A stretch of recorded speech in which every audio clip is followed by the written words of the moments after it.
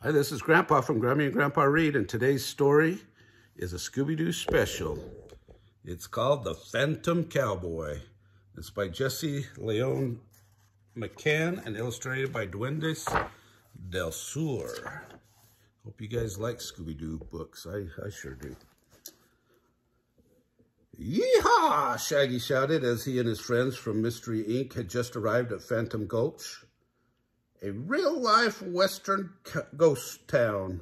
But when they walked in, they saw that everyone was leaving. "Sorry, folks," said the town's sheriff. "Some kind of phantom cowboy has been chasing people out of town.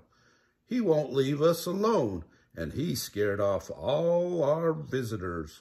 You can't have a tourist attraction without tourists." Because of the ghost, the owners of the town had closed down Phantom Gulch and sold the land to a neighboring rancher. "Come on, gang, let's see if we can get to the bottom of this mystery," Fred suggested. First, they went to talk to the rancher. His name was Harry Parker, and he was busy trying to train one of his horses. "Shucks, kids, those ghosts are mighty fearsome creatures," Mr. Parker exclaimed.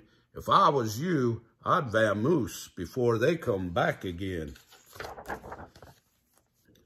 Despite Mr. Parker's advice, the kids wanted to investigate. The boys decided to check out the saloon. Fred and Scooby looked around the restaurant while Shaggy went upstairs to see if somebody had left a clue in one of the boarding rooms. Suddenly, the Phantom Cowboy came charging down the staircase, riding his buffalo. "Zoinks! It's the ghost! Run!" Shaggy cried.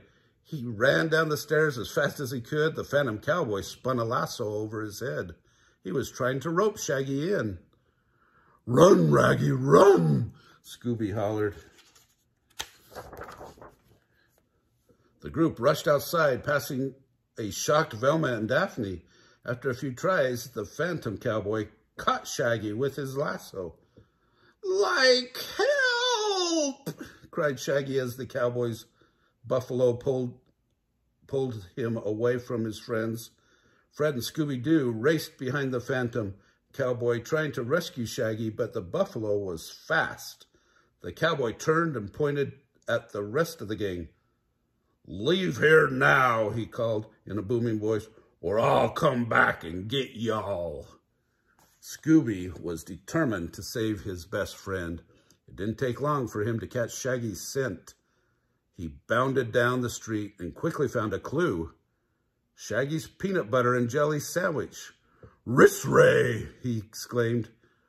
The gang cautiously followed Scooby to an old bakery and a tailor shop. If Shaggy was inside one of them, then the ghost could be nearby too. We'll look in the tailor's," Daphne said. "You boys check out the bakery." She and Velma tiptoed into the dark shop. Velma struck a match. In the sudden light, Daphne and Velma saw that they were surrounded by strange figures. "Jinkies!" Velma cried. Then they saw that the strangers were just mannequins. Whew! At the same time, Scooby-Doo and Fred were searching the bakery for any sign of Shaggy. Fred checked the back room while Scooby sniffed the floor near the oven. All the flour and baking powder made him sneeze. Just as Scooby sneezed, a big sack of flour jumped. Frowning, Scooby untied the top and Shaggy popped out. The gang regrouped outside. "Now that everyone is back, let's find those ghosts," Fred said. But the ghosts found them. Out of the darkness emerged the scary rider on his fearsome buffalo. The kids barely had time to run as he barreled toward them. The ghost didn't let up until they had chased the kids all the way back to the mystery machine. When he thought he had finally scared them away, the cowboy reared up on his buffalo and rode off. But Fred and the girls weren't about to give up so easily. "There's got to be a logical explanation for this Phantom Cowboy mystery," Velma exclaimed. "The only way we'll get to the bottom of this is by catching the ghost, and I've got an idea of how we can do that," Fred declared. He looked at Shaggy and Scooby. Of course, we'll need some bait. After lots of Scooby snacks, Shaggy and Scooby agreed to help catch the ghost. Velma and Daphne took them back to the tailor shop and dressed them like Old West lawmen.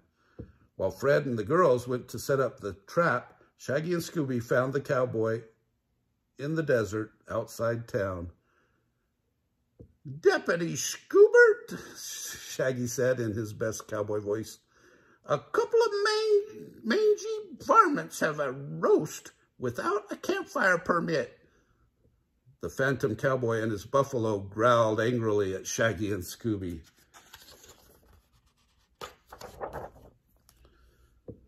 "Run, Scooby-Doo!" Shaggy shouted, taking off with the phantom cowboy and the buffalo following close behind. The pair fled the desert, over the brambles, and around big boulders. They started climbing a small hill nearby.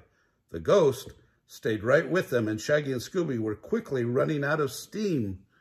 Soon, Scooby and Shaggy reached the edge of the hill. They were trapped. The phantom cowboy laughed with evil delight. "I told y'all to vamoose from these here parts," he said with a grin. "Now it's too late." But just as the cowboy was about to nab Shaggy and Scooby, the two ghost villains fell through a hole in the ground and into a big net. It was Fred's trap. They had dug a hole and camouflaged it with weeds and grass. "Now let's see who's behind this mystery," Fred said, pulling the mask off the captured phantom cowboy. It was Mr. Parker. He scared away all the people in Phantom Gulch so he could buy the property for a cheap price, Velma explained as the state troopers took Mr. Parker away. He was going to sell the town for a huge profit to a big company. "I would have gotten away with it, too, if it weren't for you meddling kids," Mr. Parker sneered. The town was returned to its rightful owners, and soon visitors started coming back. "You kids are real Western heroes," the sheriff said. It's easy with a partner like Scooby-Doo," Shaggy exclaimed. Oh, Grandpa's voices aren't the best, but I tried. Anyway, hope you liked that video. Stay tuned because this one's coming up soon. It's called Werewolf Watch. And if you like this video, smash the like button down below. Give us a big thumbs up. Subscribe to our channel, most importantly. And watch the playlist for Scooby-Doo and the playlist for Halloween. We'll stick that one on there too. All right, have a good day.